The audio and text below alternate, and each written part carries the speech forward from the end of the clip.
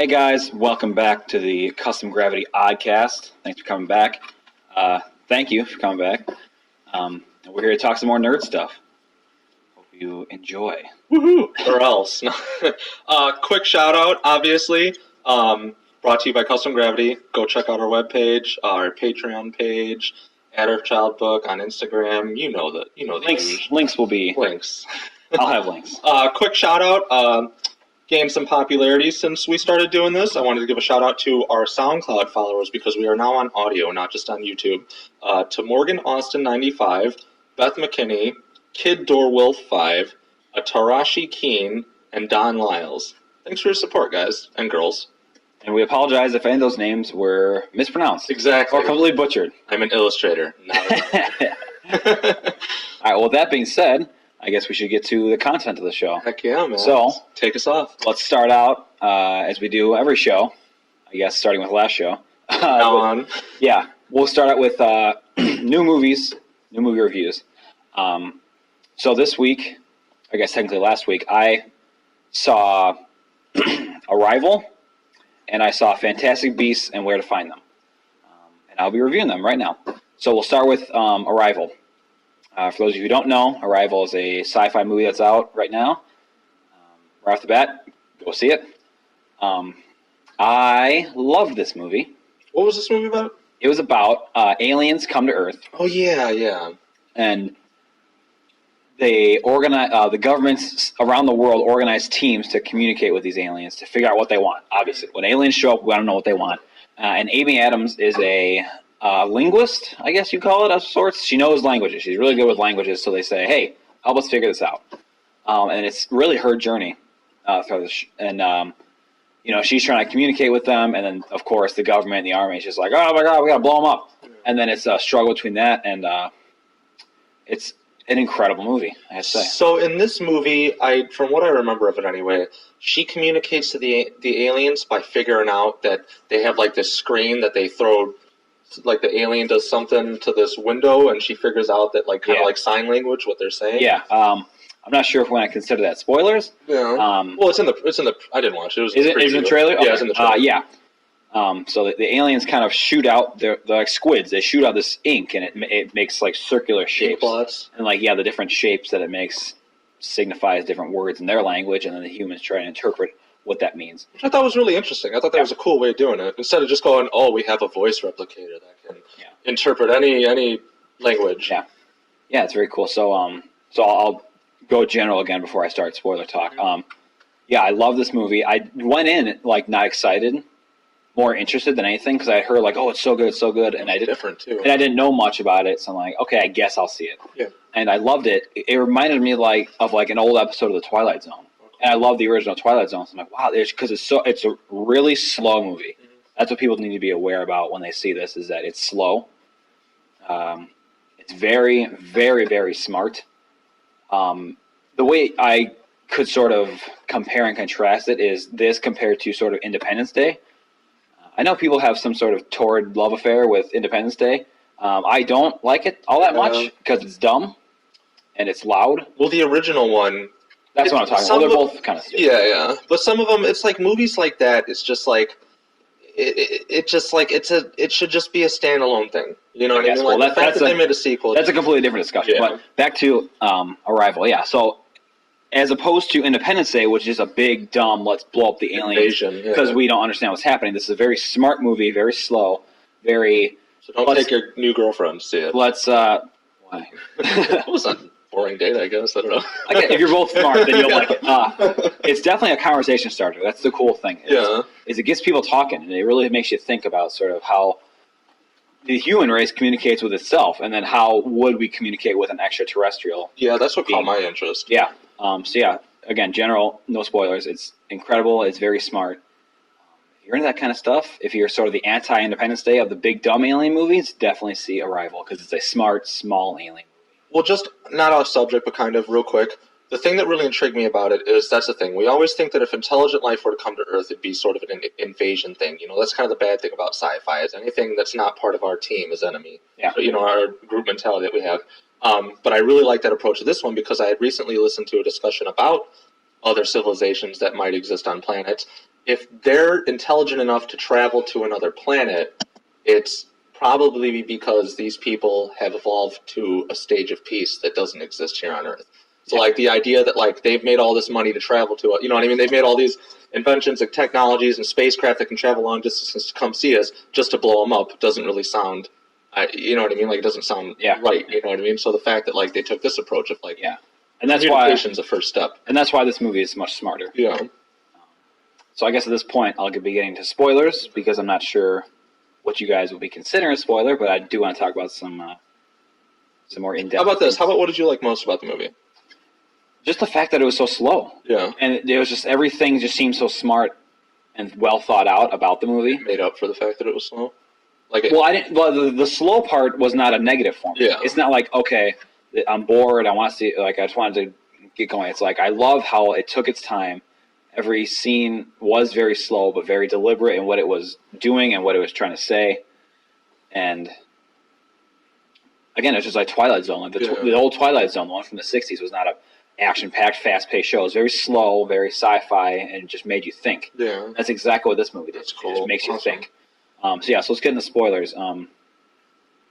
I'll put a time code about here so you can skip past the rest of the Arrival discussion and get to Fantastic Beasts. Amy Adams does a pretty good job. I've never been a huge fan of hers. She does a good job in here, I guess. So what's really cool about this movie is, again, it's sort of about language. Once they figure it out, once Amy Adams figures out sort of their language, she learns that the way they perceive language, or the way they use language, and the way they... It's kind of confusing. I had to watch it again to really get it because it's really smart. But the way they sort of use language, it makes them perceive time not linearly. Oh, okay. So once Amy Adams starts to understand their language, she's seeing the future. Yeah. And because, excuse my chair squeak there. Again, obviously you can probably guess in this movie is that there are some governments that are just dumb and like, oh my God, the aliens are going to attack. We got to attack first. Yeah. And then once they hear that plan, Amy Adams is like, no, we have to stop this. These people are here to help us. Because actually the aliens come and say, we need your help in 3,000 years. Oh, wow. Yeah, because again, they can perceive the future because of the way they communicate. Wow. And so, they say, we give you the gift of our language. Because again, with this language, you can perceive time. You can perceive time differently. So she uses that. So as she's learning this language, she's having visions of the future. And so the Chinese are about to send a nuke at one of the ships. Oh, wow. And it's like, hey, we shouldn't do that. So Amy Adams is seeing the future, and she's seeing an encounter with the president of China. And then she uses that information to sort of stop the attack. It's that's the thing. The climax of this movie is not like a dumb Independence Day, like, well, let's like a horror movie. Let's send in all the planes to blow up the ship. No, the climax of this movie is Amy Adams talking on a phone. Yeah. And I was so riveted. I was so like, what's going to happen? What's going to happen? Is she going to make it in time? And that it was so exciting to see like a climax like that, as opposed to like, again, just a big dumb explosion of like, oh, who's going to win, the humans or the aliens? I hope the humans win because I'm human. Well, that makes me happy though, because in the trailer, and if you guys haven't seen it, go check it out. It's a very cool trailer. They make it seem like it's not going to go well. Like it makes it seem like I got all that from the trailer, is that like she learns how to communicate with them and she deciphers their language, but with the rest of the trailer, the way it makes it go, it looks like shit just goes downhill from there. So that's like to see that, that's like the midpoint. Yeah, is like the other governments of the world stop trusting the aliens because the ships come and they're just hanging out. Yeah, they're just chilling there. And they make a point of this in the movie of saying like, there's no strategic sort of idea to their landings. Like the one that's in America is in Montana. It's like, what's so great about Montana? And everywhere around the world, it's like nothing special. So, well, which is the problem with Independence Day is right away they're like, the capital's right there. That's what we need to destroy. Yeah. That's cool. I forgot what you said. They're about. It looks like it's going to be tragic, and it ends up. Oh yeah. So that's the midpoint. Is where the government starts to turn on the aliens. Like let's turn, and then so that's where all the drama starts to come from. Because again, the first half is like you're going on this journey with Amy Adams of learning what's going on with these aliens, and then the second half starts where it's like, okay, let's turn on the aliens, and everybody's like, no, we can't. We have to trust them. So then the tension starts building and building, and then it ends with a phone call. Yeah. And it's like, it was amazing, and then And then it's so cool how they did it. Like they start perceiving time differently. Like, wow, that's really smart. And again, I just felt like the Twilight Zone. Yeah. And I love the Twilight Zone. It makes me feel smart when I watch it. So this movie. I came out of this movie. I'm like, That's man, good, man. Yeah, I got smarter for watching that. Helps your confidence. Yeah, That's yeah. awesome. So what do you rate this out of 5? out of 5, so I mean, I still think Hacksaw Ridge, my last review, is the best movie I've seen this year. But this is a strong contender for second place. Probably, I can't think of any negatives. So probably 4.7, I guess. That's awesome, man. That's great because that really makes me happy because like we're kind of going through this loop. I feel like, especially in production, where they're saying, "Oh, well, we'll just remake these old movies and make them look cool," Oh, yeah. or we'll take an idea from a TV show and make a movie out of it. And it's nice to see some fresh. Like we've all had the Invasion story, but this doesn't really sound like that. Like this a new sounds, kind. Yeah. It's not an invasion; it's a visit. It kind of reminds me of 2001. To be honest with you, yeah, you got to go watch that movie because that's what it kind of reminds me of. Tell them I haven't seen it. I've totally seen that movie, guys. I mean, again, go watch it. Yeah, I gotta watch it again because I don't forgot. remember it purely. But yeah, that's cool. I like that. So awesome. Huge recommendation to Arrival. Good job, guys. And that's the thing, like you said, it's new, and it's one of the best of the year. Awesome. It's not a sequel. It's not an adaptation. It's one of the best of the year. Good, man. So sweet. Very cool. So the next movie, obviously, is Fantastic Beasts. Really excited about this movie. Which is an extension of a franchise. What an awesome way to do it, man. Like, really. Like, the things that I've been hearing about it, like, I hear that they're kind of... Because, like, from what I've heard, and this is kind of what I got from it, too, because it takes place before, so it's a prequel to Harry Potter. It takes place 70 years before Harry Potter goes to school. It's in the 1920s, I believe, 20s or 30s. Okay. New York. But one of the things that I'm hearing is that this is going to lead into Dumbledore's past, which is really exciting to see. Yeah, I heard that. Because he's going to make an appearance in the prequel. I did hear about that. If it goes well. Yeah, they've already announced 4 sequels to this movie before it even came out. So. Well, just to go off this, in comparison to Doctor Strange, to the visuals of this, when I first saw this movie, instantly I liked the main character. Like, instantly, just from seeing the previews and everything, and just from hearing the comments that the main character says, like, I was really interested in this character. He kind of reminds me of a Doctor Strange, in a sense. And not just saying that because he's got an English accent, but it's really, like, I don't know why, but for some reason, like, the character, there's something about a character who, have you ever seen Airbender? The last Airbender Avatar? The show? The original one. Oh, of course. That show's amazing. Well, it's great because the kid is, you know what I mean? He's just having fun. Like, even when he's fighting dudes, he's having fun. And there's seriousness in that show. There's sadness in that show. There's emotion. But the character is just so, like, you're with him. You know what I mean? You're just like, yeah. And that's kind of what I get with this character. Like, he seems really interesting. You've seen it. Yeah, I have seen it, yeah. So to start off, before I get into this movie, I wanted to state that Star Wars is my number one sort of franchise, I guess. There are better parts than others. But Star Wars is my top of the list. Like, that's it. Harry Potter is a close second. Yeah. I am a huge, huge, huge Harry Potter fan. I read all the books as they were coming out. Yeah. Excuse me. I think they published the last one when I was like in middle school, so it was like a teeny bit before my time. Yeah. But again, I read all the books, and then I saw the movies as they were coming out. Yeah. Because I was like middle school and then early high school for me. Massive, massive Harry Potter fans. Love the books, love the movies. It's great because it grows with you. I mean, you see Harry Potter and them when they're kids. They did a compilation of Hermione Granger, whatever her name is. It's not her real name, obviously. Emma Watson? Emma Watson. Yeah.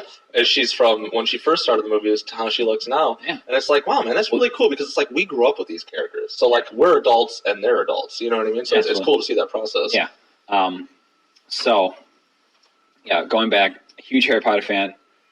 High expectations for this movie. Yeah, well, I would say. Yeah, that's because the lady who wrote the books wrote this screenplay. Mm-hmm. Like, okay, so J.R. Rollins, J.K. Rowling. J.K. Rollins, yeah. Rowling. So I'm like, okay, homeless lady, right? At least we have that connection. Yeah. And then David Yates is the director who directed the last 4 Harry Potter films, which are my favorite. The latter half of the Potter films are my favorite. The earlier ones are a little more forgettable. So they got the dudes that they got like the original. It sounds good, right? So again, high expectations for me because of how big of a Harry Potter fan I am. I would say I was let down by this movie. Yeah. Really? I wouldn't say it's a bad movie, but I think it's just my expectations were too high. Yeah. So yeah, I'll keep. How many times have you seen it? Just once. I'll keep my spoilers back for now. Yeah, so I'd say disappointment, and this is coming from again a massive, massive Harry Potter fan, where it's like, it was on TV. You don't hate it, but you don't like it, in a sense. Like you don't. Yeah, I'm just under like. It's like it's not bad. I didn't hate it, but it's like it could have done so much more. Mm-hmm. again, it's like I'm such a huge Harry Potter fan, so you got to take that into account. Like, it was on the TV the other day, and I was quoting lines from it because I just remember most of the script. That's how big of a Harry Potter nerd I am. So it's like going into this, I was expecting quite a bit. And excuse my pun, but the magic wasn't there. Like, it didn't really feel like a wizarding movie at points. Okay. Yeah. Do you think maybe that's because this is more of an adult movie? And Harry Potter, when it came out, was Not at all. The first movie was. I mean, Harry Potter was so like a really like a kid's movie. You know what I mean? And like, that's exactly why I'm not Hogwarts, candy that's alive. You know. And that's exactly why I'm not a huge fan of the first two movies. Yeah. Where it's like, I appreciate what they did setting it up, but then as you go on, like the third movie, it was more mature. Set it up much better. The fourth one, yeah, pretty good. The fifth one, Order of the Phoenix, much better. And it kept stepping up from there. It goes dark. I remember. This movie is not like the first two at all. Okay. It's very much adult. It's not very kiddish at all. I don't know what it was. It's just, if you had told me I would have had this reaction to a Harry Potter movie 5 years ago, I would have called you crazy. Yeah. But I would just say it's a letdown because there are so many things I guess I would have liked to have seen and things that they could have done better and smarter. Okay. Is a big thing, and it didn't. Okay. Well, we'll see. So, maybe we'll see where they take it. You know what I mean? It could be one of those things where this movie's not so good, but the second one's awesome. That's the thing, which is unfortunate. That's how movies work nowadays. Yeah. Because the first movie's obviously going to get the Potter fans back out. Yeah. But then the second movie's really going to be your telling. I'm hoping that the second weekend box office is the real telling. Yeah. Because this week it made $73 million opening weekend, which is probably what you expect from this movie. That's pretty good for that movie. You know what their budget was? Oh, at least probably 120, 150.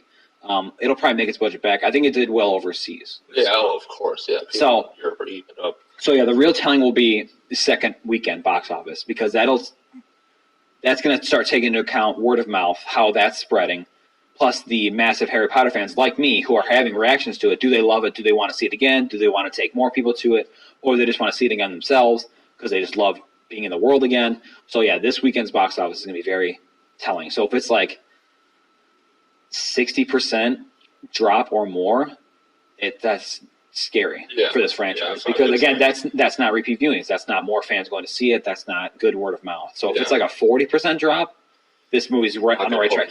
At least for me, that'd be scary for me if it was on the right tracks because I don't think this movie's on the right tracks where it's going.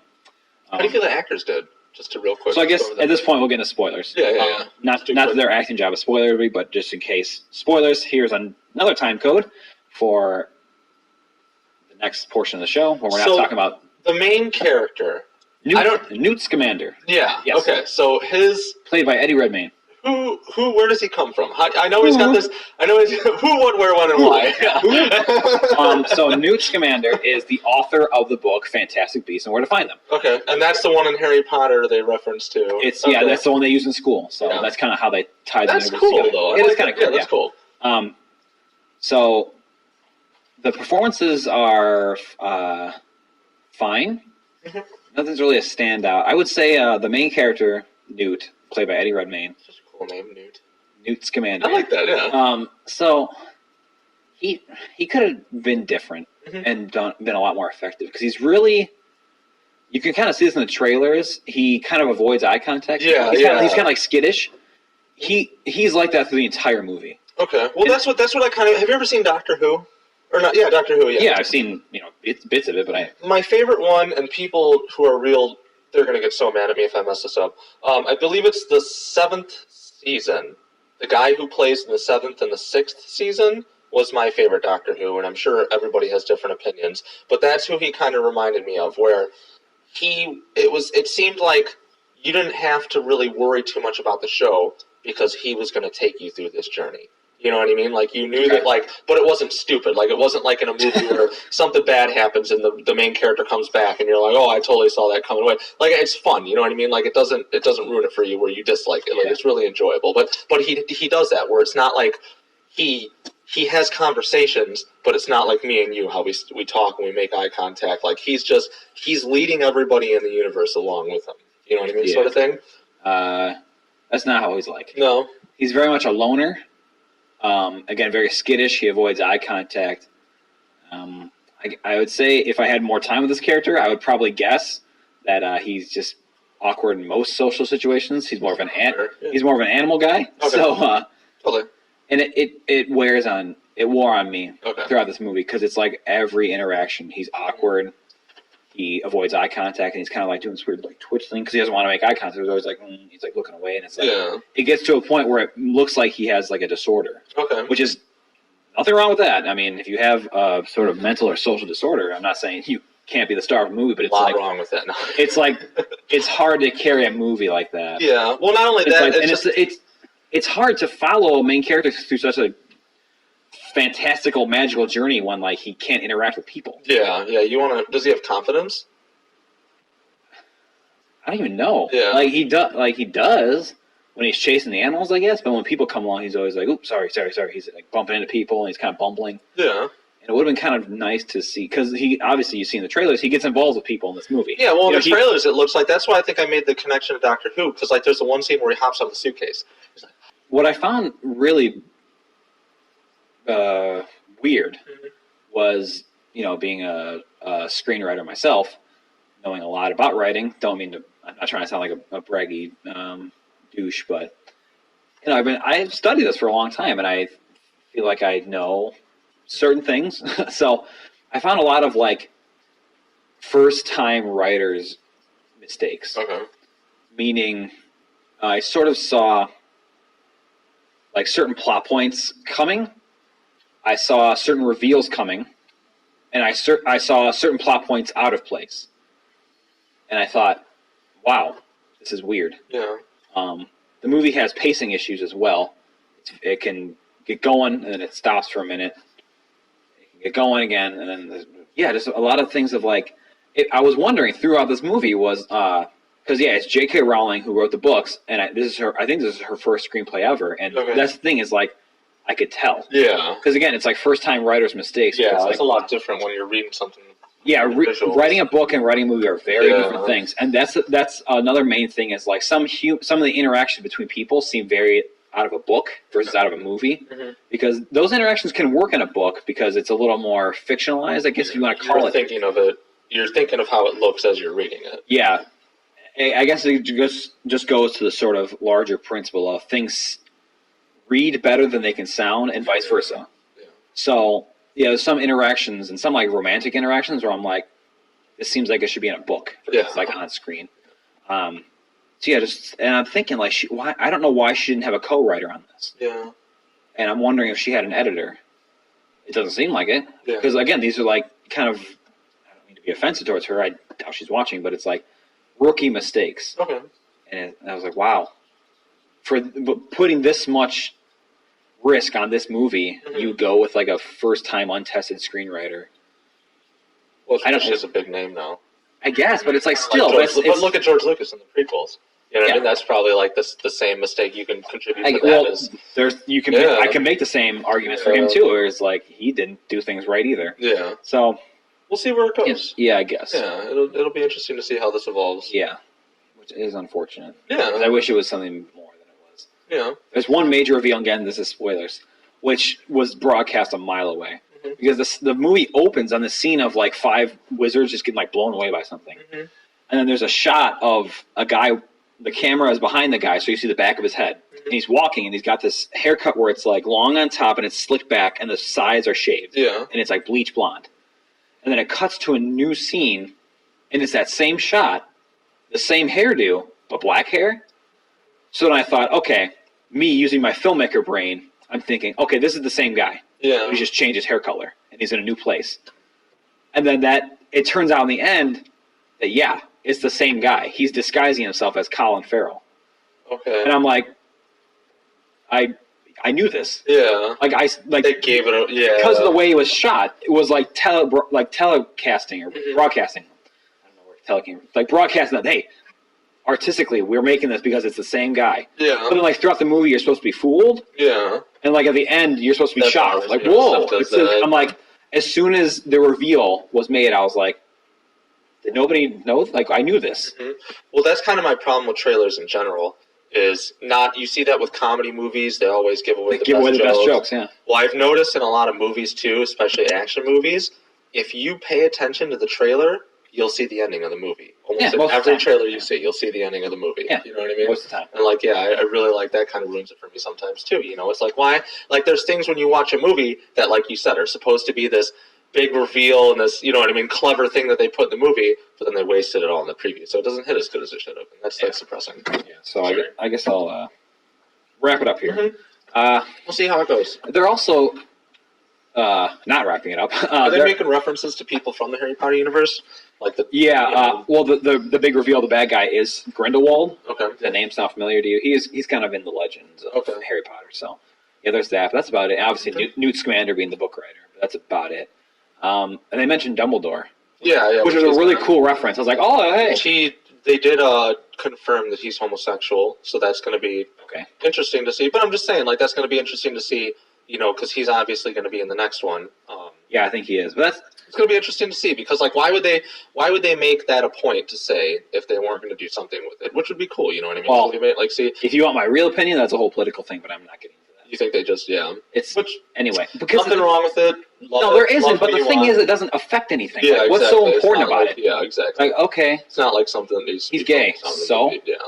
I'm just saying, like 11, because like it'd be interesting to see. Because really, I mean, I can't think of one where I've actually seen that recently. Where I mean, it's a new word. I've seen even just to throw it out there, Clarence. You know, that's the first show that I've seen where one of the kids in that movie, Jeff is his name, he's got a lesbian couple as his parents, which is cool. I thought it was great. I thought it was progressive. You know, I'm like, oh, cool. Like they're making this a normal thing. You know what I mean? They're not really like poking it in the face. It's just if they make it a normal thing, if they don't make it a thing, it works. They don't like folks out like, hey, look, he's gay. Oh, he's kissing a guy. Check it out. You know what I mean? Yeah. But again, that's a whole political discussion. I don't want to get into. That's for another. So 5 out of 5 stars. No, not 5 out of 5 stars. I'll give this a 2. 2?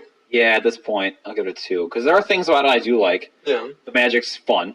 Yeah. The creatures are fun. Well, that's good. Fun's a good word. And it's funny, the interaction between Newt and the animals are more fun than most of his human interactions. Yeah. So that's some fun stuff to watch.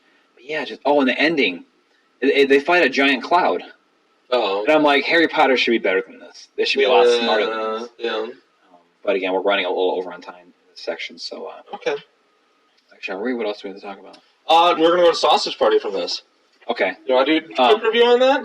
Yeah, we could. Just because I watched it, and it's the only one that I could throw back in. I want to spoil the ending, though, since it's spoilers, because, again, these are things I want to talk about, because I feel like Harry Potter should have been smarter than this. Yeah. Because you look at the 8 films, and it was such a journey of the characters and what they were fighting against, and you felt such stakes and emotions in what they were doing and fighting the ultimate evil that was Lord Voldemort. Yeah.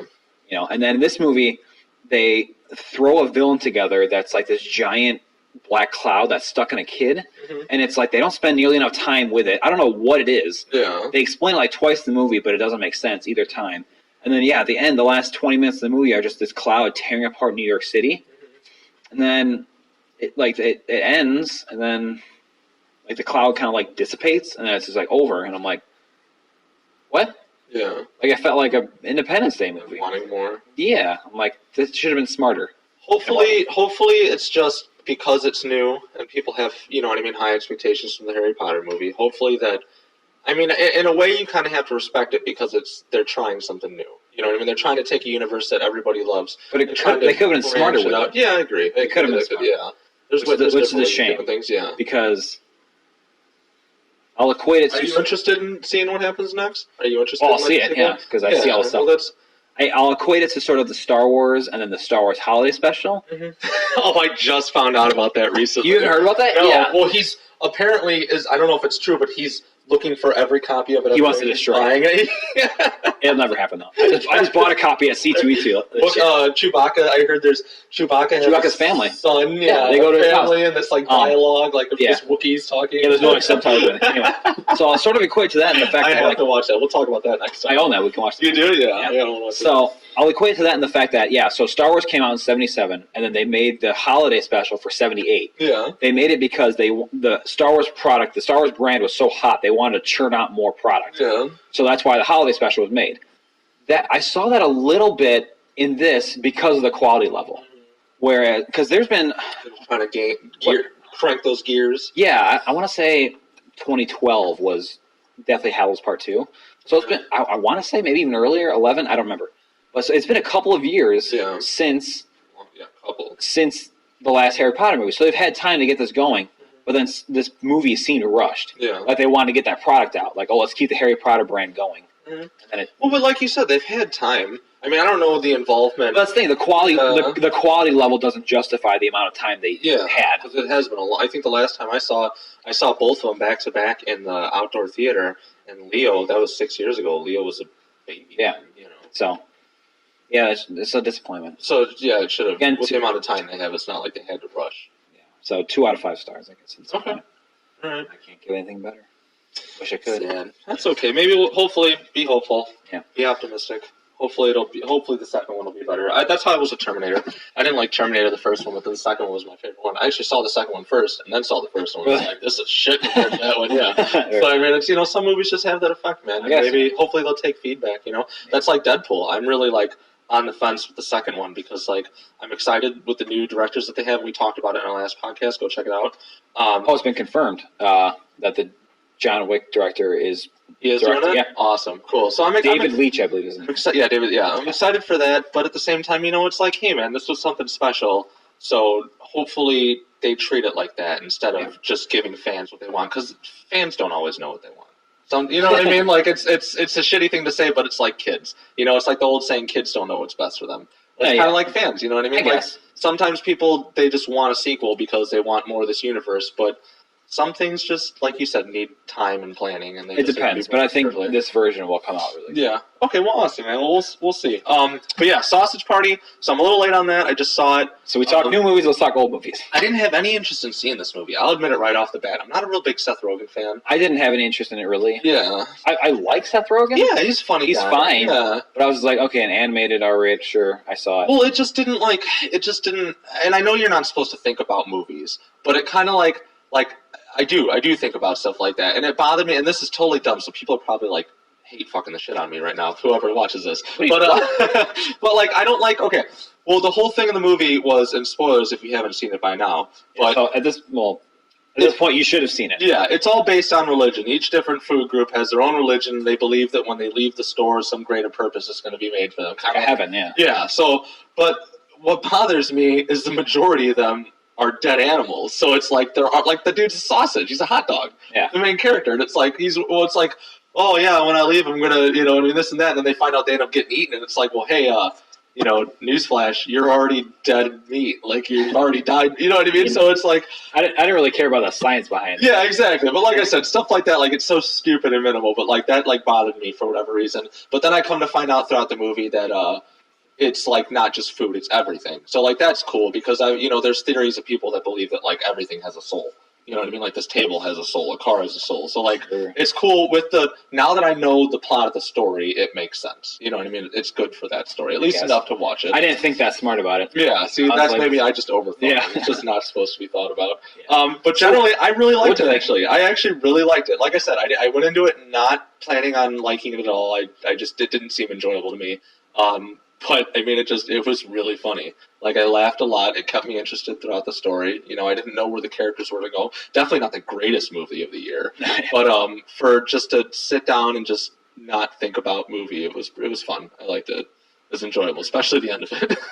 Yeah, wow, that ending, that 10-minute, whatever you want to call it. Yeah. Oh my god. You definitely know. Like it kind of reminds me of. I heard a thing. Now, obviously, censorship is a lot different than it was even just 10 years ago.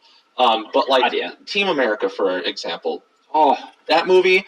Love that movie. Nothing will ever surprise me more than Team America because I've yet to see another movie where two dolls shit and piss on each other. So, that is great. So like anything that they did in that movie wasn't even as shocking as that movie because I did not expect to see that at all. I love anything those two guys.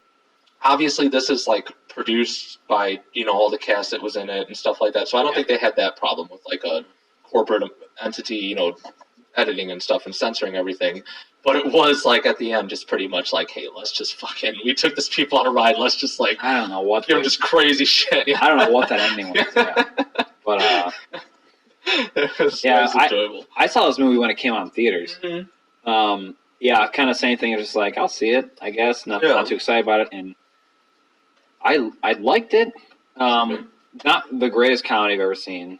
I wouldn't say it's a great comedy. No, not bad.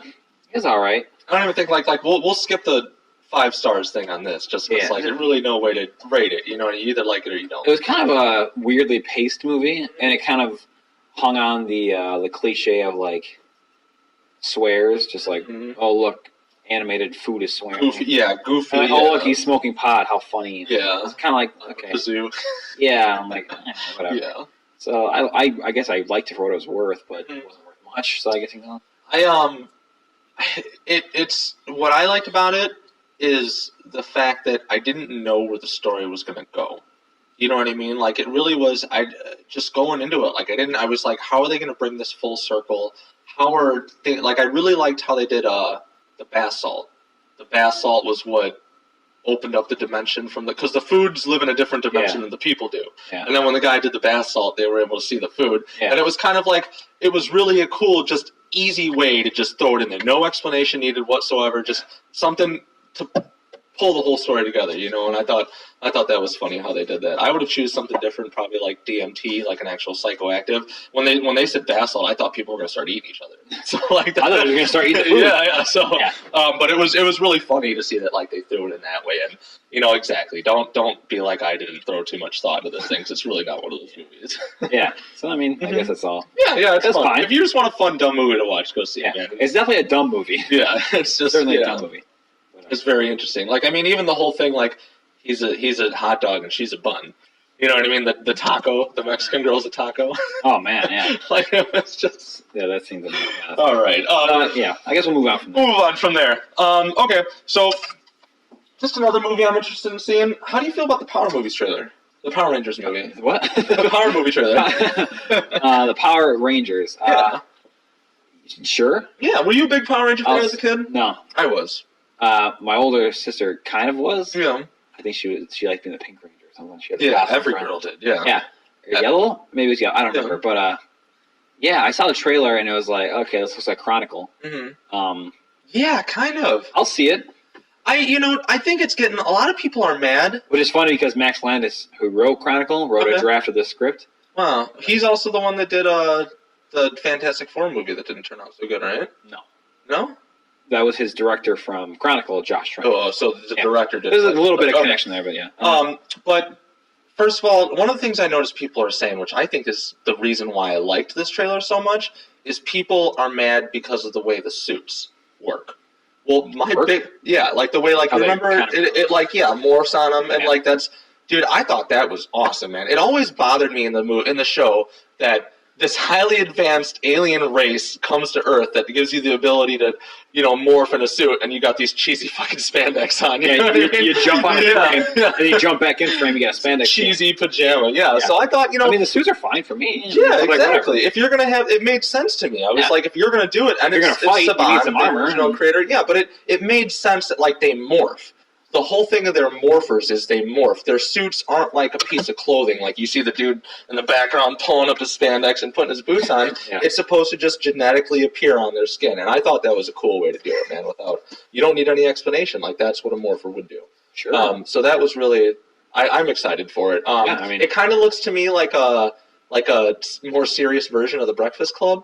Because, like, they have him in for the first half of that trailer, I was like, okay, I'm getting a little bit of John Hughes. Yeah, because that's not how the show was, ever. If anything, they were the opposite. They were the cool kids. Yeah, the cool kids who always wear the cool clothes. And they know karate, the one dude teaches a karate class. It's high five. And and now they're, like, the troubled kids. So it's going to be an interesting That could be an interesting take. I'd like to see that. So yeah, I'll see. When's that coming out? I don't know. Is that early next year, I think? Yeah, I think so, yeah. Yeah, but I'm keeping a lookout for it. Yeah, I'm excited to watch it. It's not, like, one of my most anticipated, but I'll definitely see it. Cool fun fact that I just found out. They weren't too sure on this, but they finally confirmed it. Michael Keaton is going to play the Vulture. Yep. Spider-Man. Yes, he is. He's confirmed. That is awesome. It's so cool. Oh, my God. I'm excited about that, So excited for that, yeah. And I just heard another thing, another confirmation about Spider-Man Homecoming. Mm-hmm. That trailer is going to premiere before Rogue One. Really? Yeah, it's attached to Rogue One. Dude, that's awesome. So that much more reason to go see Rogue One. Exactly. And also Transformers is on Rogue One. So is it? Look out for that one. What, Optimus Prime returns? No, it's called The Last... Have you heard? The last one ended with him leaving. Yeah, he was pissed. He left. Yeah. Have you heard what this plot is about? It's like, I'm not doing this movie anymore. No. You haven't heard... Oh. No. Sit down. Be ready for this trip. So apparently... At some point, the Transformers are going to visit King Arthur. They're going to talk with Merlin. And then at some point, they go take on the Nazis. Stop. And then, no, I'm not done. And then at one point, they talk to Winston Churchill. Oh, wow. They're friends with him, apparently. Oh, yeah. Then Leonardo da Vinci designed their weapons. Yeah.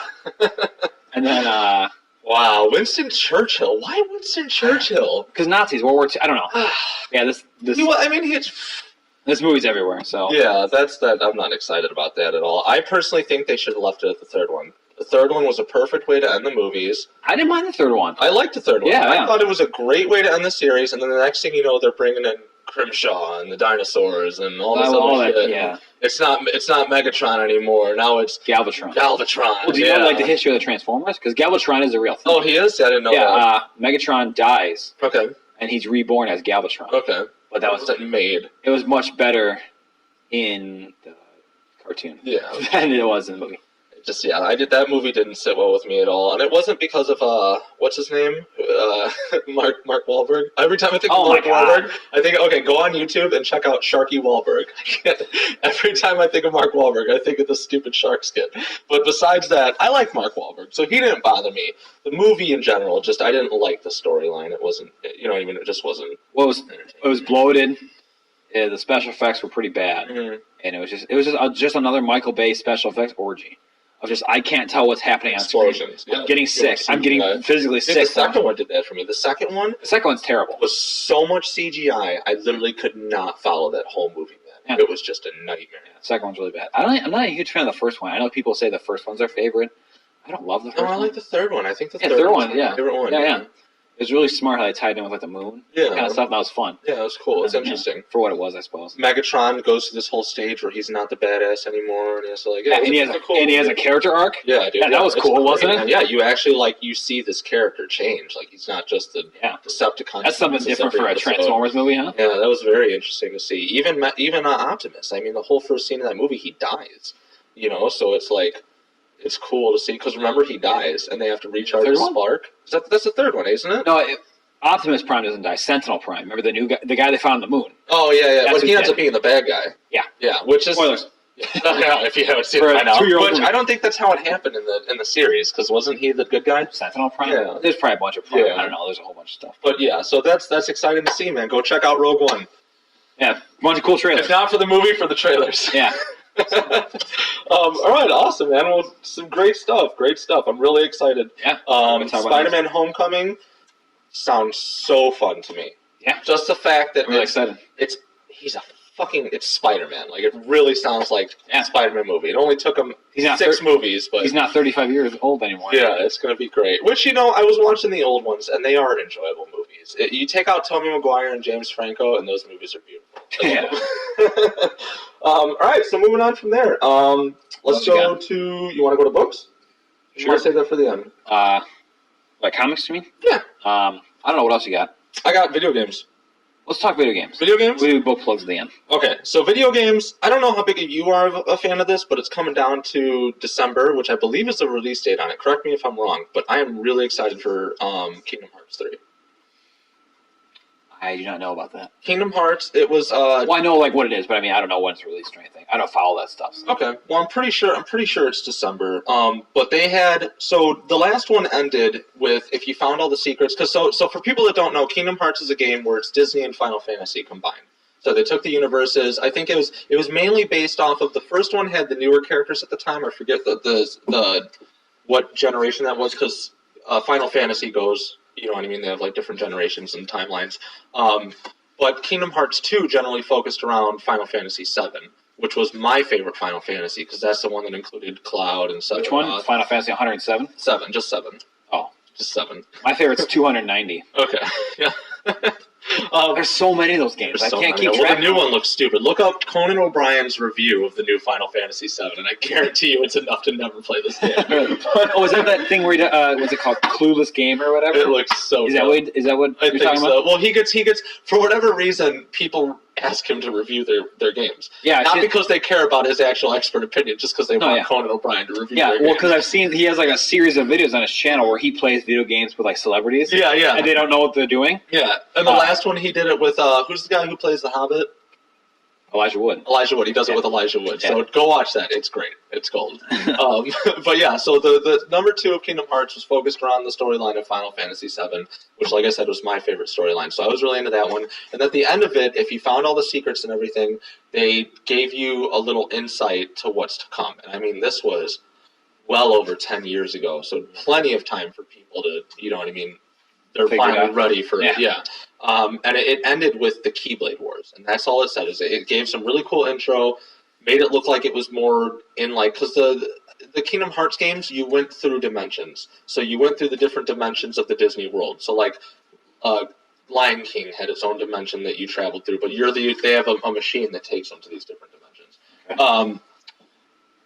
This one looks like it was more modern. It looks like it was kind of taken away from just Disney stuff to like more of a modern sense. So it was really exciting. At least that's what the preview in the last game showed you. But I saw that they finally released gameplay of the game and everything and an actual trailer for it. And it looks really exciting. Like it seems like there's a lot of new characters in there.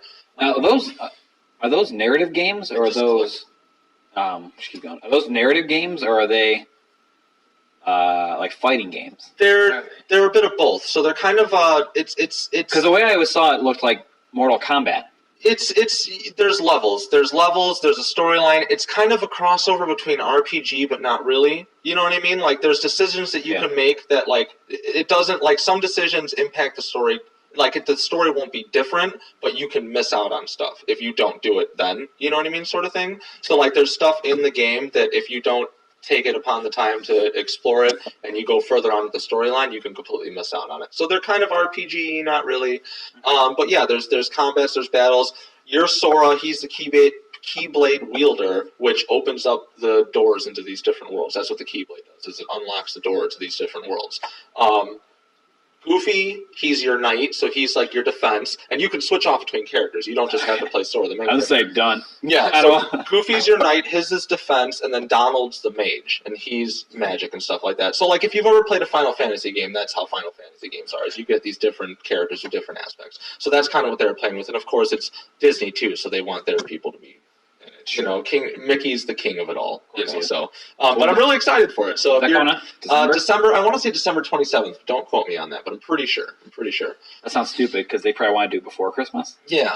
I don't know. We'll see what happens. Probably before that. Yeah. But yeah, I'm really excited about that. Yeah. Another one, we can just go into it really quick. Big disappointment when this game came out. I'm hoping that because this is one of the first things I had thought of when I had saw it, is for you, those of you that play Star Wars Battlefront. We all know how disappointing that was when it first came out. Yeah. It was. I mean, you might as well just play the original game, the original one, because it's so much better. They should have just done that. They should have just remade that game. Yeah, it would have been way better. Well, they released that they're doing. You have different ones, which is cool about it. You can do the starship battles. You know, you can fly in the X-wing and all that. But they recently released that they're going to do a VR. So that's going to be interesting. Yes, they did. It's going to be very interesting to see how it goes, because I think that's where games are going to move on to. They're going to just slowly move into VR. There's been a lot of talk in the sort of community of like the whole what's VR going to do. Yeah. For me, I don't care. Mm-hmm. Like VR does not interest me at all. Yeah. There's been a huge discussion. I hear it a lot of like, what's the future of movies? Like, what's the future of 3D with movies? Like, are we going to have a virtual reality movie where you sit in a room and the movie happens around you? That's what I want. I don't want that. Really? Because the thing about a movie is it's a two-dimensional art. Yeah. It's the illusion of 3 dimensions on 2 dimensions. You're watching. So the idea of watching a movie is what it is. Mm-hmm. And why would you like? They're trying to film movies in like 360 degrees. So again, you can like sit in a room and watch it. What was that one that just came out where you're watching it from a first-person perspective? That it didn't people thought it was going to be awesome. It didn't get Hardcore Henry. Hardcore Henry, yeah. That was just a giant video game. Yeah. No, more to it of like, I don't know. Like that would be cool. Because 3D, if that worked out for like a 3D, like if you were to be able to put on a VR and be in that movie, I think that would be cool. See, that doesn't interest me. Yeah. Because it's like, just for me personally, being a film purist, I guess you want to call it that, because I'm a douche. Mm-hmm.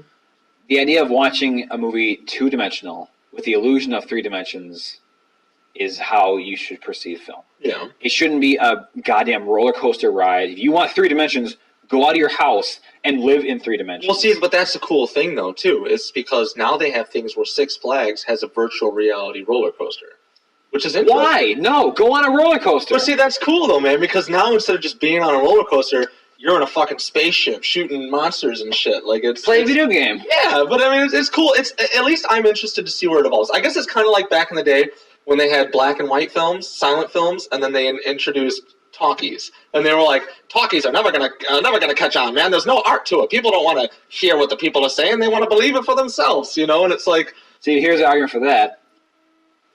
I guess that's the same argument with the VR. Is because I guess it just goes to more of the art argument than I guess the realistic argument. Because if you want to use the realistic argument, yeah, the talkies is like, well, in life people talk. Well, you hear sounds. Remember the movie The Artist? Did you ever watch that? No. I love that movie. Great movie. But that's pretty much the plot of that movie. Is the guy's a famous silent film, and it's showing the transition to talkies and how he like loses everything.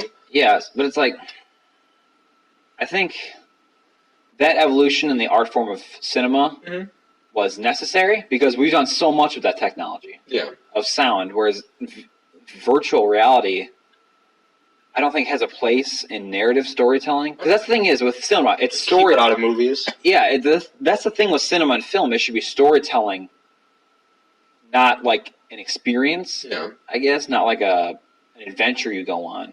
In a sense that you're watching it, not in the sense that you're in it. Yeah. You know what I mean? Yeah. It's kind of hard for my brain to put it together right now because this discussion just kind of popped up right now. No, I get what you're saying. Though, that's why I'm against the whole like, oh, VR should take over everything. It's so cool. I'm like, I don't care. No. Like, VR does nothing for me. Like, if I would, like, what's the cool thing about putting on a giant headset? Yeah, see, that's what I don't like. Sitting in a room that's like blank walls and like mining. Like, guess what? Go pick up a pickaxe and go mine if you want to. Yeah, like, exactly. Oh, I just want to give it a try. Like, mining's not that like. Well, I think it's because people don't want the risk. They don't want the risk of something bad happening. You know what I mean? That's like if you put on VR, you're eliminating. Then stop the risk. wanting things. Yeah. If you want to do things that involves risk, here's your philosophical quote of the day. Anything worth doing is risky and it's dangerous. It's true. That's why you do it, though. Right. Yeah, that's what makes it enjoyable, at least. Yeah. You wouldn't enjoy the dude that Philip. That's what makes an experience. Exactly. Like Thanksgiving's coming up. Imagine going to your Thanksgiving table and saying, "Hey, guess what I did? I went to Brazil. Yeah. I saw this monument. I went here. I ate at this restaurant." But then imagine going to Thanksgiving and say, "Hey, guess what? I put on a stupid goddamn space helmet." And I saw Brazil through a computer. Isn't that weird, though? Isn't that weird? Because, like, what if they... Because, like, obviously it's going to get better. Just like visual effects have gotten better, VR is going to get crazier. What if they can literally put you in a thing kind of like Total Recall, and you literally experience it without doing it? Do you still think that the real thing's better than that if it's exactly the same? Because what is experience, though? You know, what is visuals? If you're going with the idea of Total Recall, that was implanting memories in your head as if you lived it. Yeah. Whereas VR is just the facade of an adventure. So it's like... Well, that's what I think is the problem, too, is what if people, are going to go into VR and then real life just isn't... You know what I mean? Interesting to them. But that's been the discussion with all sort of forms of entertainment. So it's a larger discussion we could have on a different podcast. But wrapping it back down to Battlefront. Yeah. I was one of those people that was severely disappointed with Battlefront. Oh, so disappointed. I think I played it for 2 days, and I returned it. I was done the first day. Because I played the beta. Yeah. And I'm like, okay. Beta was amazing. Yeah. It was fun. The beta is the game. Yeah. They didn't change anything. Yeah. I'm like, okay, so I can't wait to see what they add to this game when it releases. Then it's released, and there's nothing new to it. So I played for like 2 days, returned to GameStop. And then, they keep adding these expansions. They heard the sort of outcry of, like, this game's kind of BS. So they started doing free DLC. Yeah. And then I hear this VR X-Wing experience, and I say, I don't care. Well, the new downloadable content is cool because my biggest problem with it was I don't have online. I don't have friends. But I don't play many things online, you know what I mean? So I was really just hoping for a Star Wars game where I can get down into just some battles like the original one. Sure. And you didn't get to do that with this. You could either play the training missions or you could do the stupid missions that they had, but that was it. You didn't get to join. That was only 25% of the game. Yeah. The other 75% was all online. And it was like, well, hey, man, screw that. Like, what if I just want me and my buddy, you come over and we just want to play a game? I don't mind split screen. I grew up with it, so it doesn't bother me. Yeah, split screen is OG. So it was... They added an update recently where you can do that and you can fight against CPU. So I mean, I'm really happy about that. I'm enjoying the game now again, but it's just such a letdown that they screwed it up so early in the beginning. And that's another example of a game that they tried to get out too fast instead of making it what it should have been. Well, they spent like 4 years in that game. Yeah. But the thing is, I think they spent because it looks great and its sound is great too. Beautiful. Yeah, I think that's the snow when you step in the snow and the footprint and that beautiful. That's what they spend all their time on. Mm-hmm. Because the great thing about Star Wars games, most of them, and especially the Battlefront games, is their campaigns. Yeah. It was so fun to just be a foot soldier in the armies of either the Empire, the Rebels, the Separatists, or the Republic. Any foot soldier. You're just guy. Yeah. You're nothing important, and that was cool to sort of see the battles from those perspectives. Mm-hmm. This new Battlefront was nothing. Yeah. It's just a Call of Duty with a Star Wars skin over it. Well, not only that, it changes it. It becomes a game of, instead of experience and skill, it becomes a game of money. So now, if you can buy all this stuff, you can upgrade your dude quicker and pretty much reach God level. Pay to win. Yeah, and that's stupid. I hate stuff like that. So we'll see. We'll see where it goes. I'm excited though. I'm excited. I don't like it when you're playing the game and you do first person. It's really difficult to play. So it's going to be interesting to see how they do it with the VR. Am I going to be able to look around this thing, or is it going to be a front view? You know what I mean? To be flying. So I don't know. I haven't seen any trailers of it yet. I think there's one out though. Really? Yeah, I got to go check it out. I just got to do better homework. Stay interested, I guess. So moving on. We'll finish it up with books. I recently read, thanks to my cousin Mike, he gave me a copy of Spider-Man. It's called Tangled Web. And this is a very interesting book. What I liked about it was it's not really like the greatest idea, but it's really fun to watch because the first intro of the book is you're going to this bar where all the supervillains hang out.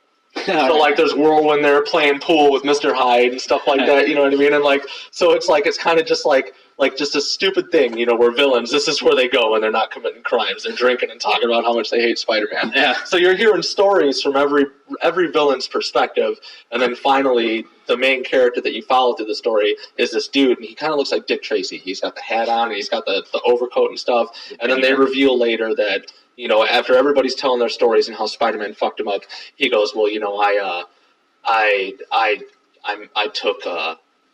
tried to do something. He's like, and I took it a level further. And he's like, I took his girlfriend and I threw her off the top of a bridge and I killed her. Ooh, and that's when we realize it's Osborn. Yeah, so it's really cool to see because he's a likable character in the beginning. He's very polite to the waitress. He's laughing and stuff like that. And then you find out who he really is. And it's like, cool. Oh, wow, cool, yeah. Very cool. And yeah, so it was a good book. So it was just like flashbacks to the villain. Yeah, exactly. Okay, cool. Yeah, it's just kind of perspective from the supervillain, you know? That's cool because that sort of reminds me of, I think it's something like the 30th anniversary issue, or it's like the issue number 400. No, I think it's the 30th anniversary issue. There's a special issue that was published in the mid 90s.